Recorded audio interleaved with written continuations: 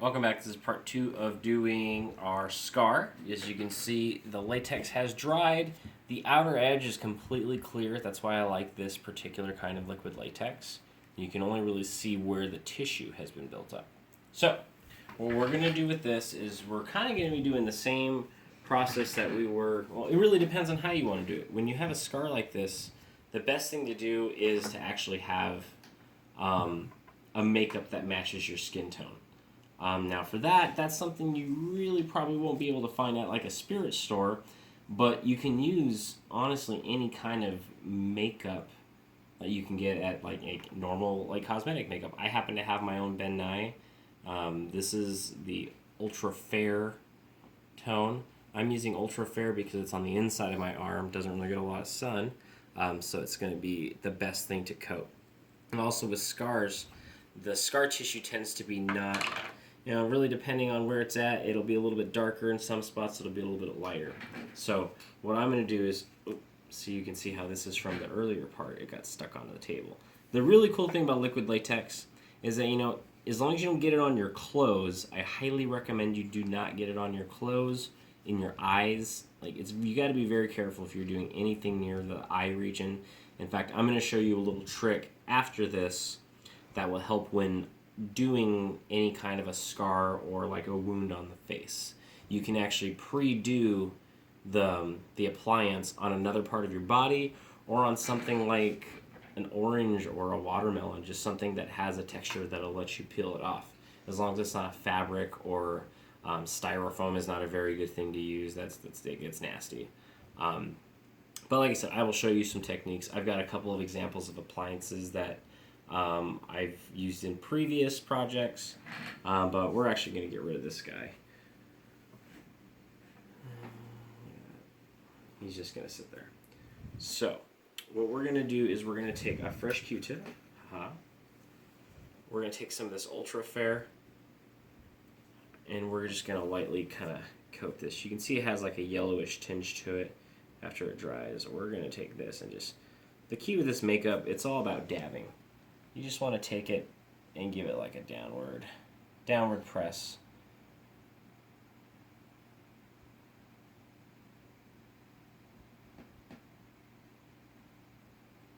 Now this is going to give you a nice little highlight on the upper ridges of the scar. What we'll do in a little bit is we'll go in with a darker color and we'll give it some stippling around it. Go right on top of the light. That way it gives it some more depth.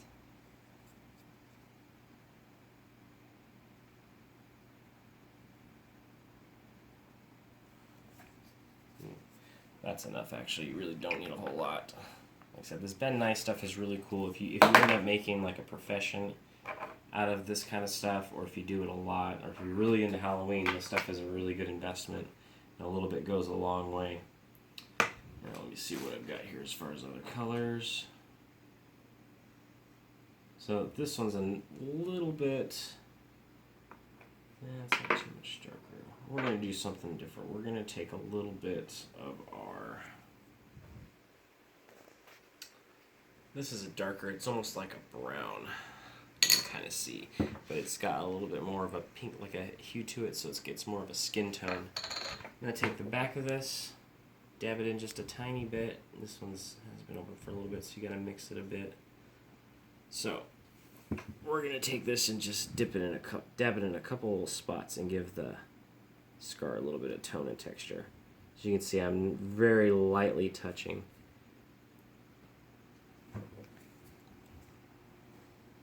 Get my head out of the way there.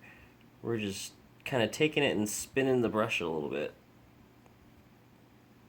to give it a little bit of depth and texture. Now, depending on what you're doing this for, you're going to want to use different kinds of colors. So, like if you're going for like a zombie look, you're obviously for like Halloween, you're going to want to use like more grays, greens, for the scar area. So we got a little bit on the outside there, but we can just kind of brush it to the edge.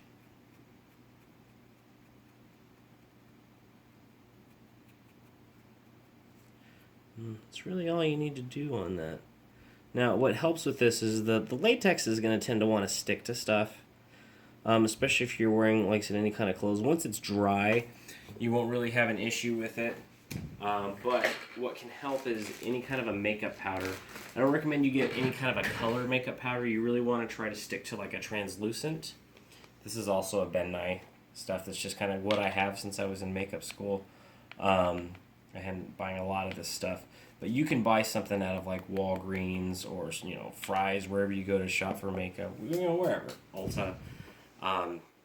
This stuff, you can see on this brush, we have some gray and zombie-ish colors left on there. We're just going to throw that on top. You don't want to cake the powder on. You want to actually get it just lightly on there, because you don't want to color up too much of the color. So you just give it a blow. If you have a brush, you can kind of brush some of the excess powder off. I'm going to use my glove. As you can see, I'm touching the latex with the glove now, and it's not even moving. So the powder gives it a nice little barrier. Because it's the translucent powder, you can still see all the color you put into the scar. It's pretty easy. All you got to do is take a piece of toilet paper, coat it in latex, and you're done. So, now that that's finished, one of the things you can do is, I'm actually taking my glove off for this because you don't want to touch the bottom of the latex with the latex glove. This is actually not latex, this is like a plastic glove.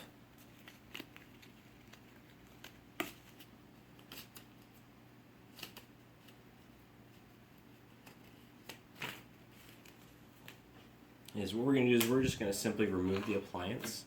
Now this is why you don't want to have any hair in the area, obviously. You can simply find your edge. It's right here actually on my skin. Here, we'll find a better spot. This is a little bit easier to pull from up here. But once you find a nice little spot, you can actually start to take it. And you can actually peel off the appliance. It looks kind of creepy, but it can save you time later on down the road when you want to do this kind of thing again. So as you can see, we just pulled the scar off.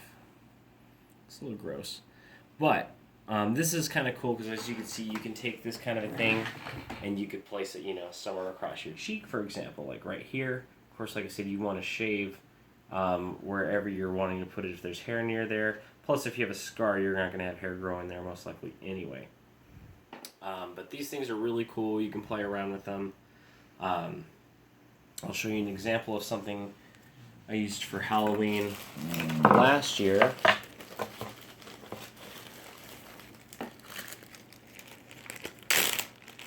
You can really get creative with the latex and putting additional things to go with it.